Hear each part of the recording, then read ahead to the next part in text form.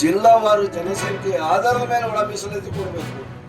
ಇಲ್ಲಿ ಚಿತ್ರದುರ್ಗದಲ್ಲಿ ಸಿಂಹಪಾಲ್ ಮಾದಿಗರಿದ್ದಾರೆ.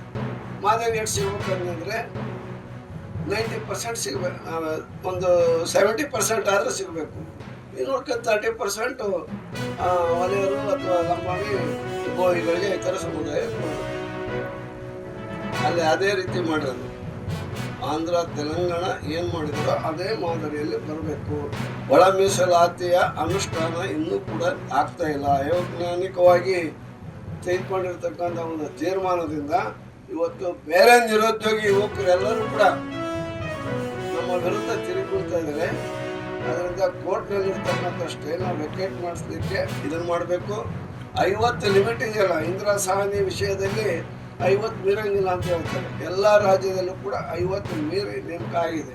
Indira Sawhney ಕೇಸಿನಲ್ಲಿ supreme court ಹೇಳುತ್ತೆ ಒಂದು ಕಡೆಗೆ 50 ಮೀರಬಾರ್ದು. ಅಕಸ್ಮಾತ್ ವಿಶೇಷವಾಗಿ ಅಲ್ಲಿ ಬಡತನ ಇತ್ತು, ಜನಸಂಖ್ಯೆ ಜಾಸ್ತಿ ಇತ್ತು, ಅನಕ್ಷರತೆ ಕಾಡ್ತಾ ಇದ್ರೆ ಅಂತ ಒಂದು ವಿಶೇಷ ಸಂದರ್ಭದಲ್ಲಿ ಮಾಡಬಹುದು ಅಂತ ಕೂಡ ಹೇಳಿದೆ. ಅದರಿಂದ ಕೋರ್ಟಿಗೆ ಮನವರಿಕೆ ಮಾಡಿ ಆ ಒಂದು ಆಗಿರ್ತಕ್ಕಂಥ ಸ್ಟೇನ ಇದನ್ನು ಮಾಡಬೇಕು.